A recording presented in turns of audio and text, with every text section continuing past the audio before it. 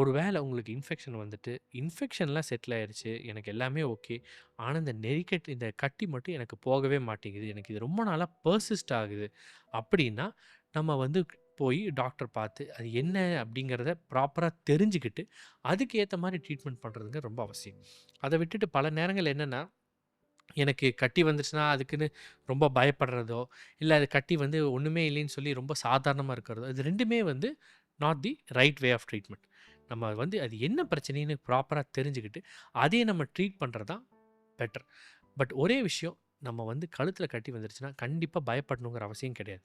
அது என்னங்கிறத ப்ராப்பரா தெரிஞ்சு ட்ரீட் பண்ணாலே, பல நேரங்கள்ல அதை நம்மளால கம்ப்ளீட்டா, ப்ராப்பரா ட்ரீட் பண்ணிற முடியும். அப்புறம் இன்னொரு விஷயம் எல்லாத்துக்கும் பார்த்தீங்கன்னா, அது தைராய்டுல வந்து ஒரு கட்டி வந்துருச்சு. தைராய்டுல உங்களுக்கு கட்டி இருக்கு.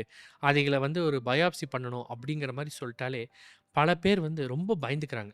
அவ்வளோதான் எனக்கு போச்சு. தைராய்டுல கேன்சர் வந்துருச்சு. இனி இதுக்கு என்ன ட்ரீட்மெண்ட் பண்ண போறோம்? என்ன செய்யணும்னு ரொம்ப பதட்டப்பட ஆரம்பிச்சுடுறாங்க.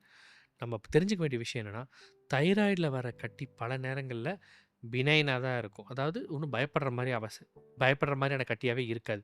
அண்ட் இன்னொரு விஷயம், அந்த தைராய்டுல வரக்கூடிய கேன்சர்லாம் கூட வந்து கம்ப்ளீட்லி க்யூரபிள். அதுக்கான புரோக்னோசிஸ் வந்து ரொம்பவே நல்ல புரோக்னோசிஸ்.